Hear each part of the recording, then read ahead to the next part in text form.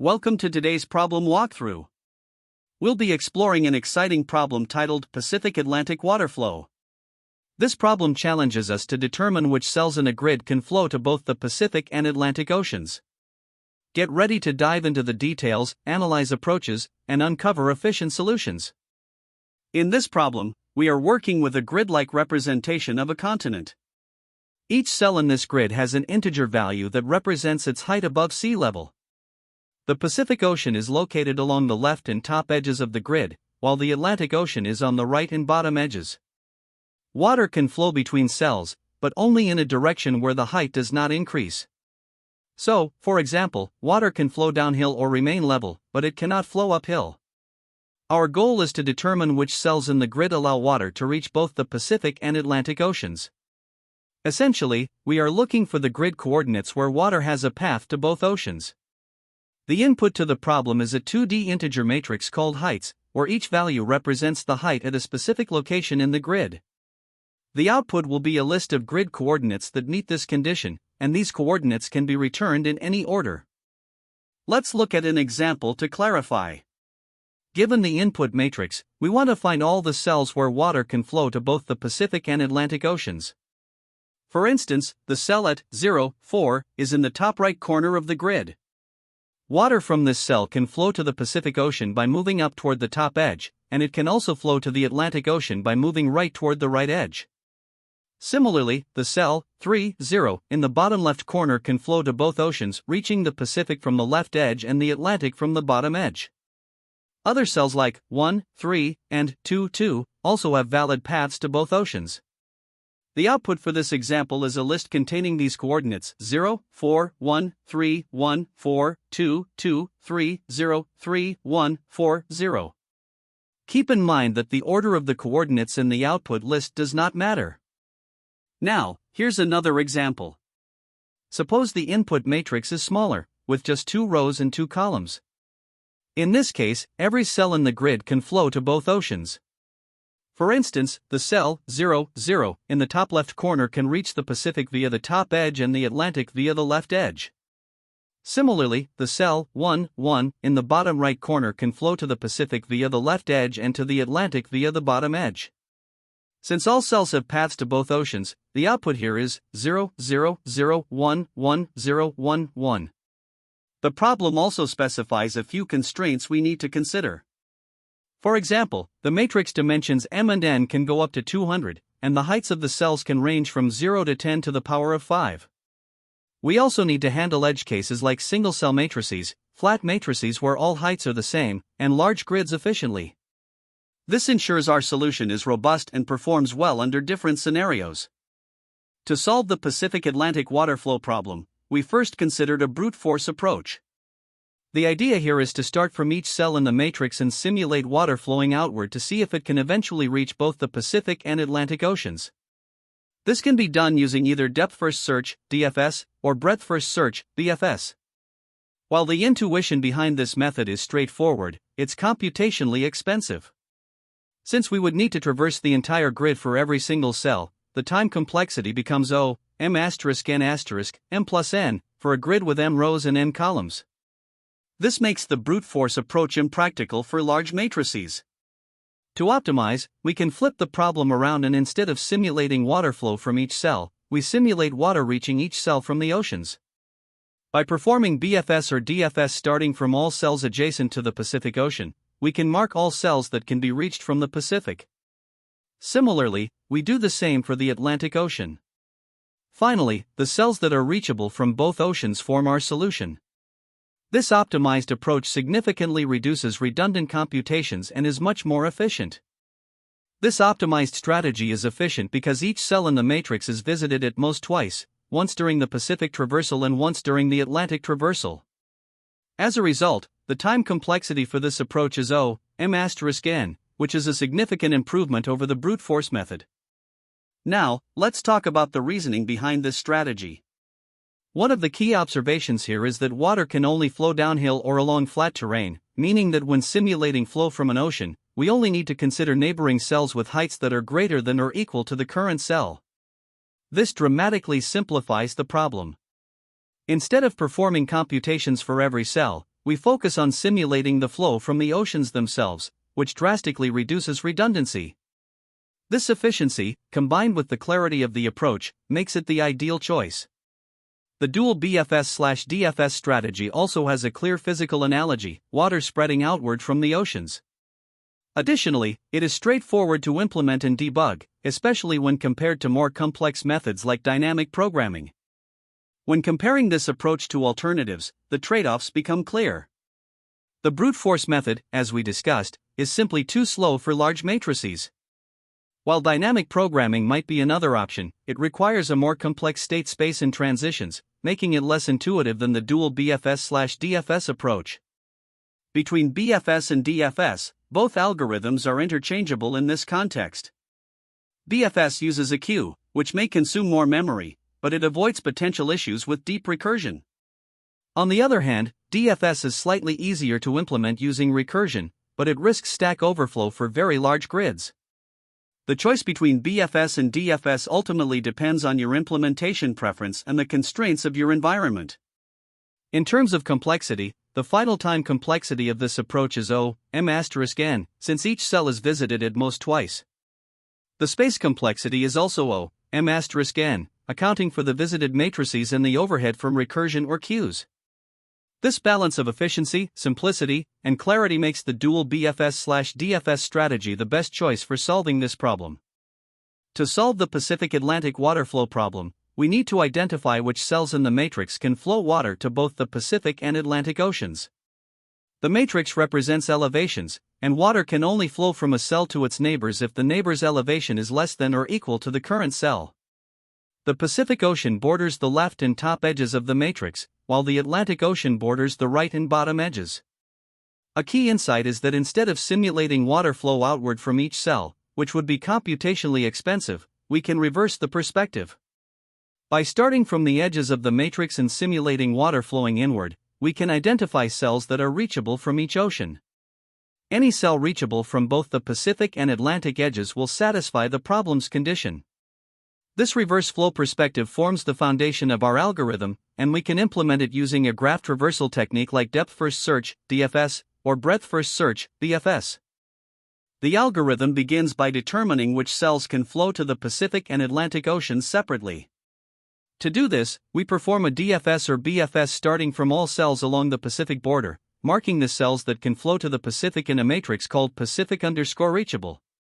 Similarly, we perform another DFS or BFS starting from all Atlantic border cells, marking the cells that can flow to the Atlantic in a matrix called Atlantic_reachable.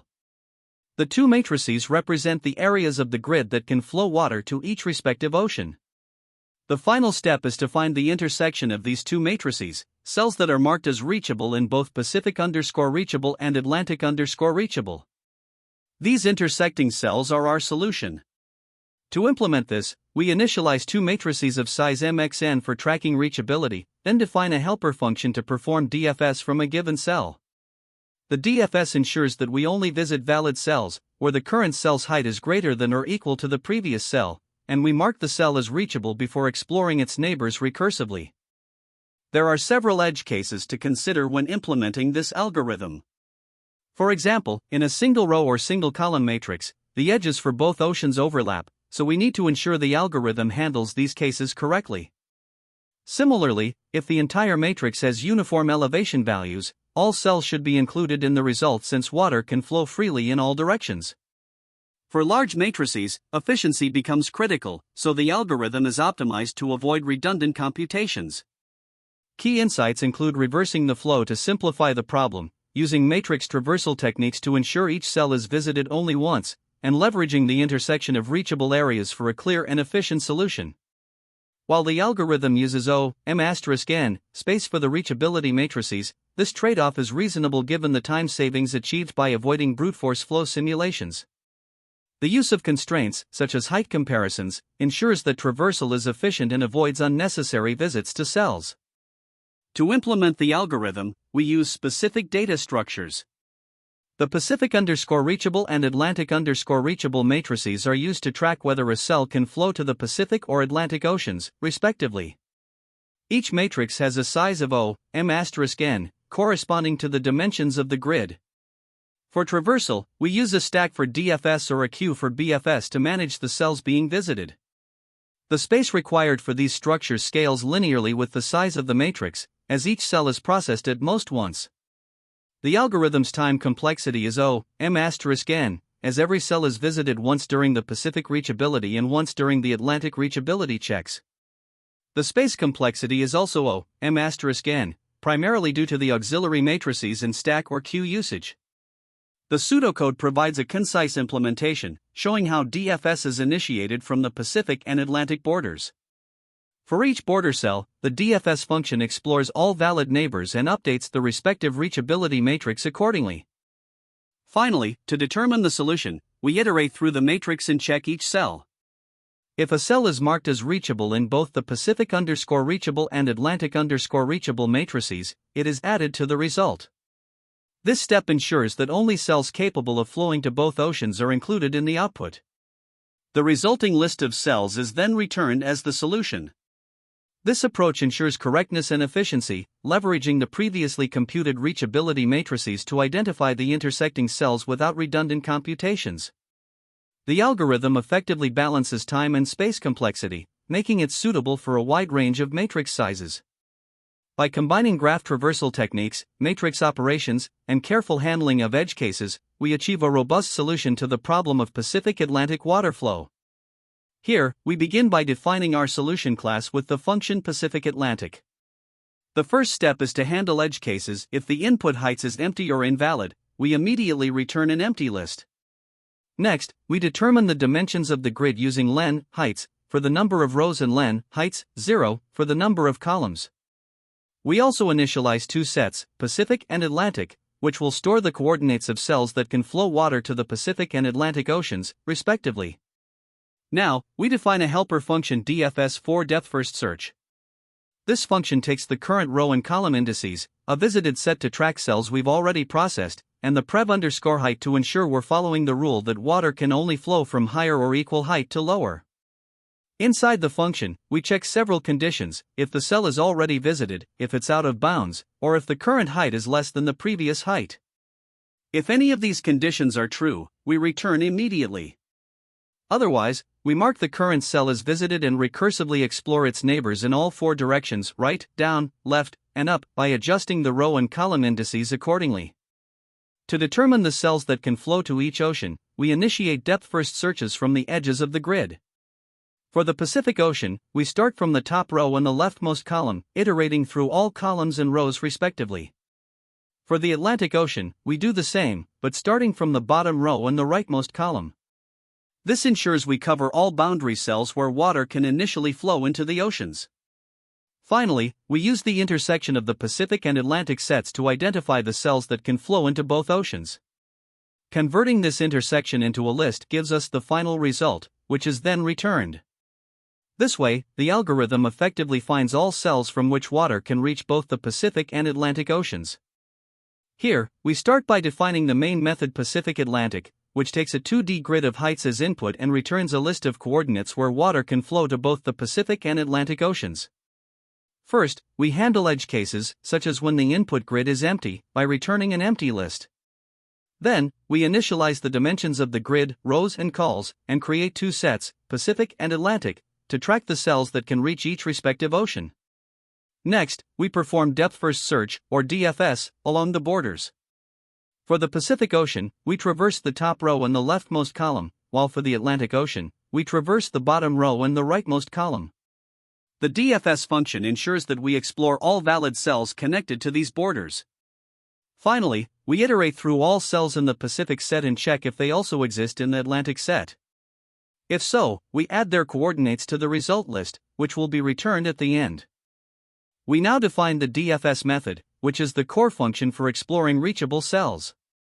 This method takes the current row and column, the set of visited cells, the heights grid, and the previous cell's height as inputs. The base case handles invalid conditions, such as when the current cell is out of bounds, has already been visited, or has a height less than the previous cell, which would violate the water flow condition. If the cell passes these checks, we mark it as visited by adding it to the corresponding set. To continue exploring in all four cardinal directions, we define a directions array. Using this array, we calculate the new row and column for each direction and recursively call the DFS method for those cells. This ensures that we explore all valid neighbors in a depth-first manner. This approach allows us to propagate the water flow conditions efficiently while avoiding cycles or redundant computations. Finally, we define the pair class, which represents a cell's coordinates in the grid. Each pair object stores the row and col values as its properties. The equals method is overridden to ensure that two pair objects are considered equal if their row and column values match. This is essential for correctly identifying cells in the hash set. Similarly, we override the hashcode method to generate a unique hash for each pair based on its row and column values. These overrides ensure that our Pacific and Atlantic sets can reliably store and compare cells during the DFS process. The pair class is a simple but critical component, as it allows us to manage and track visited cells efficiently throughout the algorithm. To solve the Pacific-Atlantic water flow problem, we start by analyzing the given input. Here, the heights matrix represents the elevation at each cell of the grid. Our goal is to find all cells from which water can flow to both the Pacific and Atlantic Oceans. First, we initialize some variables. The rows and cols variables store the dimensions of the grid, which are 5 by 5 in this case. We also define two sets, Pacific and Atlantic, to keep track of cells that can flow to each respective ocean.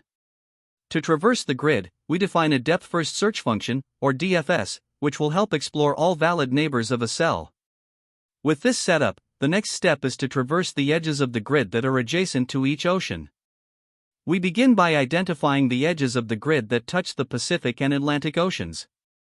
For the Pacific Ocean, these are the left and top edges of the grid.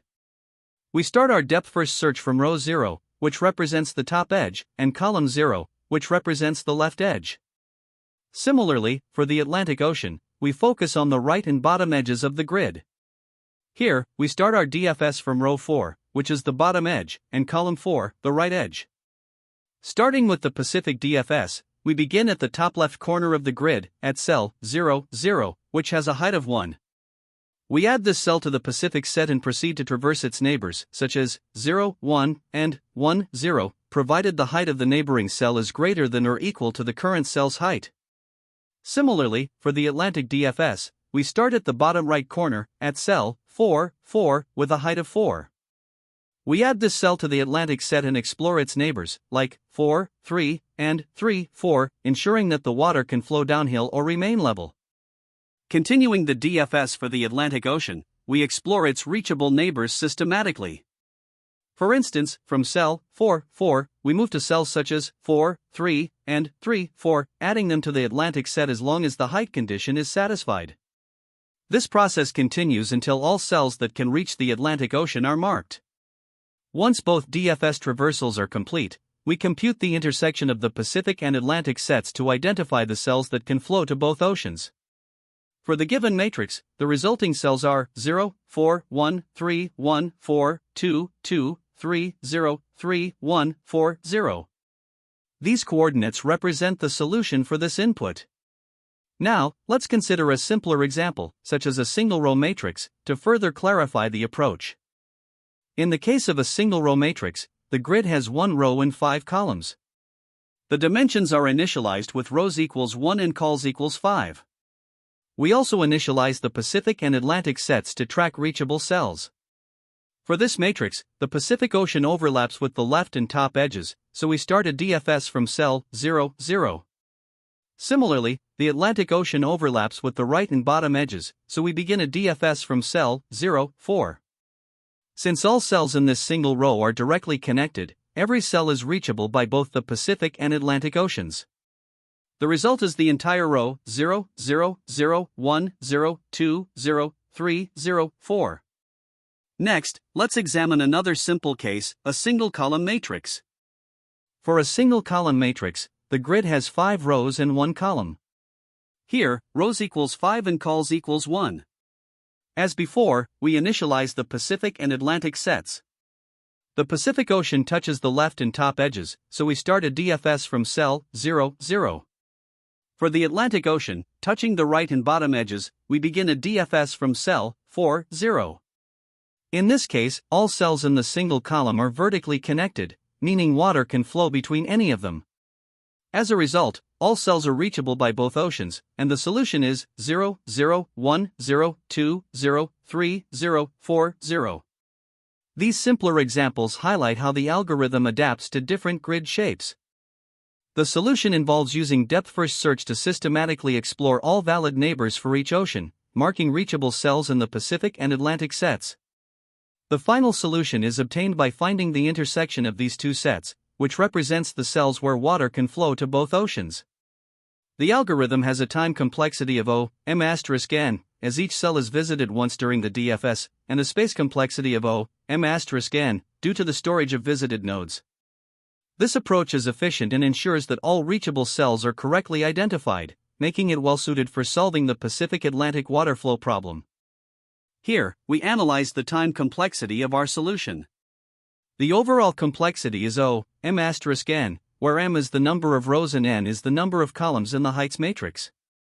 To break this down, the algorithm begins by performing depth-first searches, or DFS, from the edges of the matrix corresponding to the Pacific and Atlantic Oceans. For the Pacific Ocean, we start DFS from all cells in the first row and the first column. Similarly, for the Atlantic Ocean, DFS is initiated from all cells in the last row and the last column. This results in O(m+n) DFS calls for each ocean, leading to a combined total of O(2*m+n), which simplifies to O(m+n). These initial DFS calls set the stage for exploring the matrix efficiently. Now, during each DFS call, we traverse the matrix recursively.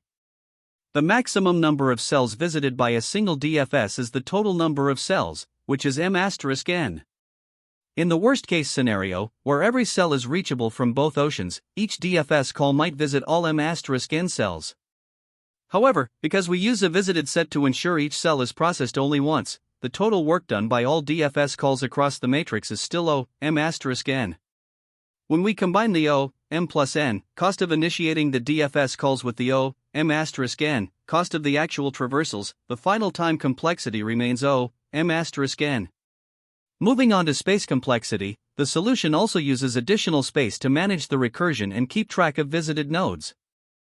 The space complexity of our solution is determined by two main factors, the recursive call stack and the visited sets. First, the recursive call stack grows with the depth of the DFS. In the worst case, such as when the matrix is a single row or column, the stack depth could reach O(m*n). Second, we use two visited sets, one for each ocean, to store the cells that can reach the Pacific and Atlantic, respectively. In the worst case, where all cells are reachable from both oceans, each set could contain up to m*n entries. Thus, the space required for the visited sets is O(m*n). Adding these together, the overall space complexity is dominated by the visited sets, resulting in O(m*n). Compared to a brute force approach, which has a time and space complexity of (m times n squared, our current solution is far more efficient and scalable for larger matrices. To further understand the efficiency, let's consider the best, average, and worst-case scenarios.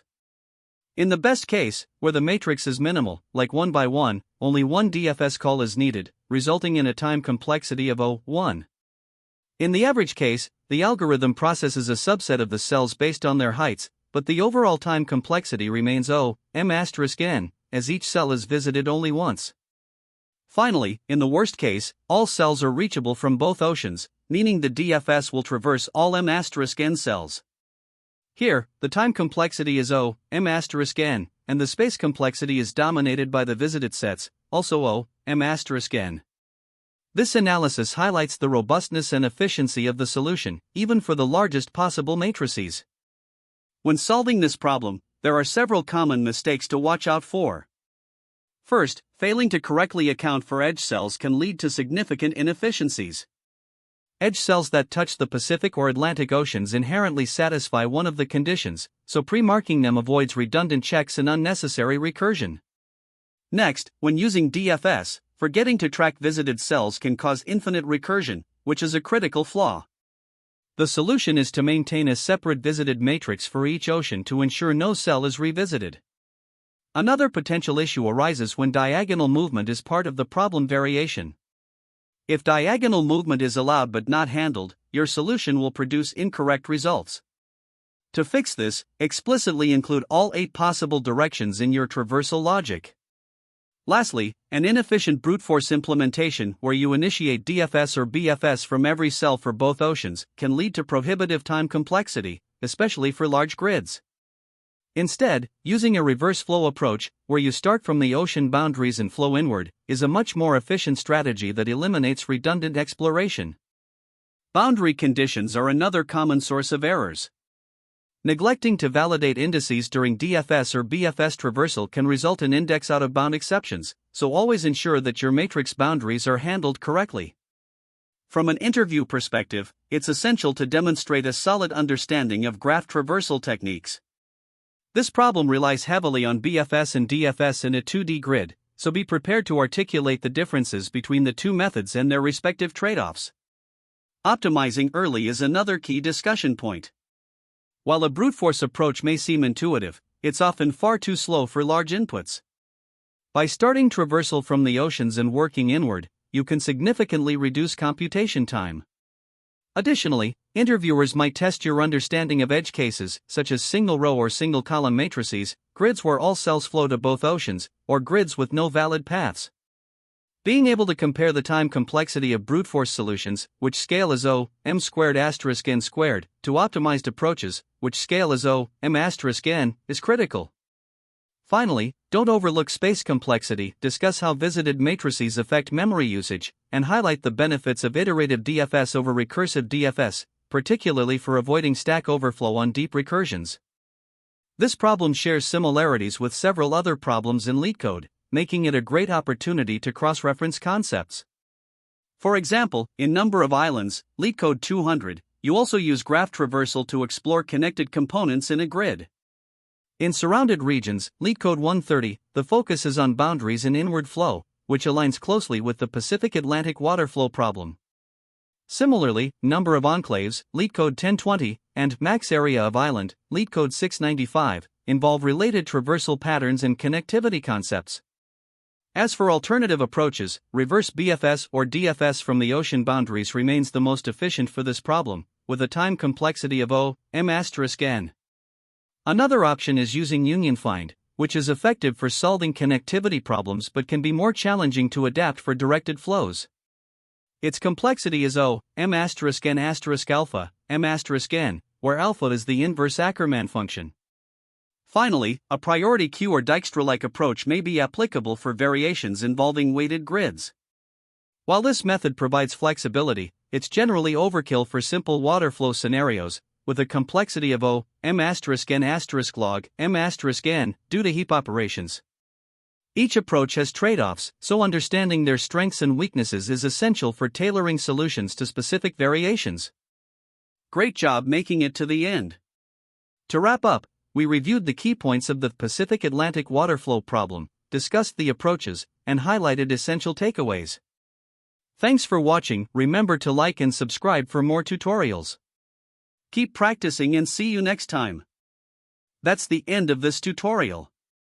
I hope you found this explanation helpful for understanding the solution to this LeetCode problem. If you enjoyed this content, please consider subscribing to the channel for more coding tutorials and solutions. Feel free to leave a like if this video helped you, and don't hesitate to comment with any questions you might have. Thanks for watching, and happy coding!